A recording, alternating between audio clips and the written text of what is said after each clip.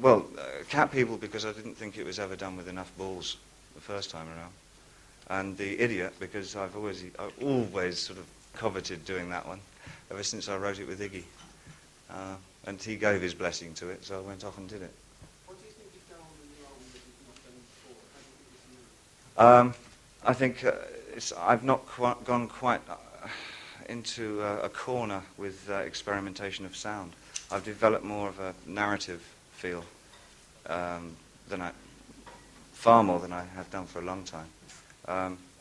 I've not made it so icily spacious. It's a lot more immediate contact. The news thing suggests a return to around young American style. I guess it's nearer that period. It's when I wasn't making music over the last couple of years, it occurred to me that the music I was listening to while I was doing the movies or in the South Pacific or whatever was stuff like Red Prysock and Alan Freed Big Band and Elmore James and Albert King and stuff like that. And so I thought, well, why, you know? And the reason is that there was more enthusiasm and positive drive to that music than anything that I've been making or listening to for some time. And that's the enthusiasm I started with. So I want to try and recapture that for myself. Otherwise, it's not worth working on stage if you don't have the enthusiasm yourself. There's no point in going out there. That's why I never went out for 5 years. It can't have been an easy decision to decide to return because so many people go away, come back and kind of cheapen what they've done before. Yeah. Yeah. Do you think this album has overcome that? I hope that it's not exactly a return, but I hope it's just a re-establishment of what I was doing in terms of a more easier, more accessible kind of music. Yeah. It was, yeah. There was nothing written in the studio. Yes. That was that, as they say. Yes.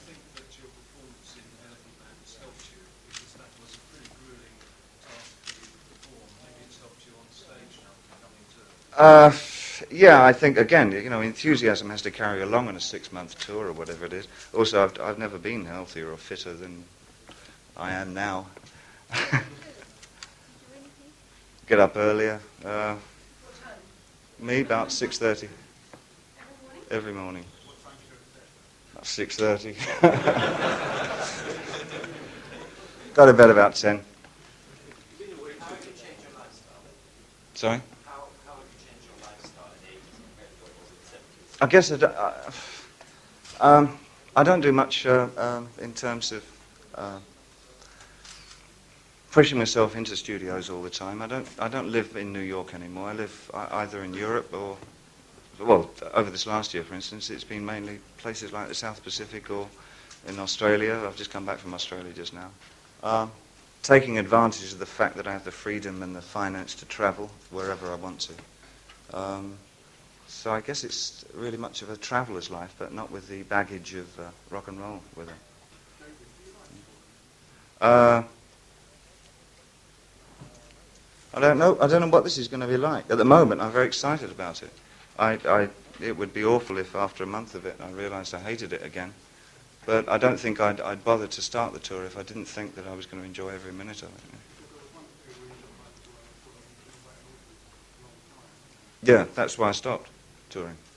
There's no point in doing it if it's not going to be enjoyable. Because I think I'm going to enjoy it. When do you start the American tour? You know that? Just a minute. I've got a card on this. July and August, Japan October, and Australia November.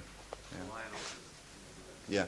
Yeah. Are you going to do the big outdoor things, or are you not? I did a couple in Australia on the 78 tour, and I was surprised at how much I enjoyed doing them. So if we get a couple in there, I'll certainly consider doing them. But I would imagine that a majority of my stuff would be indoors. I'm not much of a festival person, or that sort of atmosphere. I'm not comfortable with that. Sorry. But in life at the moment, being with my son and waking up and feeling as though I've got a future. as a person rather than just as a commodity or something. Is that a change? Very much so over the, yeah, it's developed slowly over the last 5 or 6 years, but it's very fulfilling to feel that. I didn't have very much regard for myself at all. Didn't have that much respect for myself because I've been living a pretty archetype rock and roll life up until '76, and that doesn't do any good for anybody. It was something you created for yourself, though, wasn't it? Oh, absolutely, sure, yeah. I didn't read the script. Have you found that acting has given you what you wanted? Or is it come back? Not at all. It's made me more than ever want to start making full-length features. I mean, the promos that I've made, I've enjoyed making them very much, but you can only do so much in 4 minutes. In all likelihood, I've now got a venture for early next year where I can make a 30-minute short, hopefully with a friend of mine, Iggy Pop, another singer, and using him in an acting capacity, which I think could be very enjoyable. Have you any particular preference for acting or for music? Will you come back? Have you had enough acting so far? No, I don't think so. I don't think you could, they're very different from each other. They both have something going for them. Why did you come back, and why did you decide to come back and record again? Because I'd got enough songs that I felt I believed in to bother making an album. He's not in the kind of environment where any of that is thrust down his throat. He's not involved in that kind of lifestyle. So, fortunately, I am just dad to him, which is great. Do you ever take him with you when you film it? It goes everywhere with me. He does. He does. I'm not saying that. Do you think that the song from Cathy will have a chance to reach a new audience? As you said earlier, you have 3 experimental records from the Berlin period. I don't hold much faith in things like singles because, if singles artists, you're only as strong as your last single, and it's not. My audience seems to be a pretty loyal one, and I think from that, the rest of the audience either grows or gets smaller according to the last single you put out. And you can't really hold much store by all that, you know. You get to a point where you realise only a certain amount of people like you, and those are the people that are going to be there, and that's life. Grown bigger since this song. I mean, Oh, I don't. Well, I don't know about. We'll see. What's the satisfaction you derive from these things? I mean, people will buy a David Bowie record, possibly whether it's good or not, just because it's David Bowie, but it can't really say. I think again that it's for me. It's the most exciting thing about making the new album is that it's given me a chance to try yet another lyric form for me new, in terms that it's very much a simple lyric. And deals with things, hopefully, on a more humanist level than I've dealt with stuff before. It's not as detached or as falsely objective as my stuff seems to have been in the past. You implied that you kind of found yourself. Maybe I found a 36-year-old self that's hiding in a 23-year-old mentality, possibly. Do you recognize yourself in Angela Bowie's book, Free Spirit? Anti-what-y? Free Spirit. Your ex-wife's book, do you recognize yourself in that one? Oh, I see. Well, listen, I got divorced 7 years ago. That's not really part of my life. Do you equate emotions with, do you equate the lack of emotion with trying to do that? No, I know exactly. Yeah, no, it's not so. It's a displaced kind of emotionalism. There is definitely an emotionalism in synthetic music, but it doesn't work in a linear fashion. It works on a kind of. It touches recesses that are unusual, and I didn't want to again touch the unusual because it's too obvious to do that. It's at the moment that the unusual is being touched so prolifically that I wanted to get back into something that was a lot more grassroots, down to earth. I can only talk in cliches about it, but that's the record should say more than I can say about it. This is where I go like that. I don't know that much about it. The things that I've heard, I think there's some nice stuff about. There's some good dance music out. Yeah. Yes, they are, aren't they?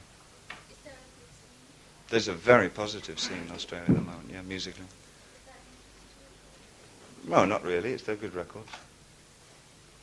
David, why did you work with, what made you decide to work with the Aborigines? It was... Let's Dance was open to so many possible interpretations because it works merely on an emotional level. There's no narrative story behind it. There's a polarity of lifestyles in Australia which is peculiar to that area of the world, really. There's nothing like it, I guess, other than South Africa, where it is there's such a rigid code. So I wanted to blend the idea of an indigenous tribe who seem to have absolutely no place in a modern society, without reverting to the stereotype, the last of the prehistoric tribes kind of thing. So I wanted very much to keep them in modern clothes, and I used a young teenage couple that I found out there to become the hero and heroine of the story. Yeah, they're also very worried about the idea of being used as some kind of prehistoric front. They've been used in a lot of movies in that way, and that sort of pisses them off because they want to be regarded as much a part of modern Australia as anybody else. I tried to keep it on an international flavour by not using kangaroos and koala bears in it and all that. You can tell me, you probably will tell me, if succeeded. Absolutely, yeah, to keep feeling as positive as I do at the moment. It's been slowly emerging for quite some time. It's hopefully I can keep saying the same thing year after year as well. But When and where will you have your premiere on your work tour? that'll be. You'll have to ask the promoter which is the first date. I have them in sort of job lots in my pocket. What other culture would you most like to explore? Can I just take one from this gentleman? Yeah.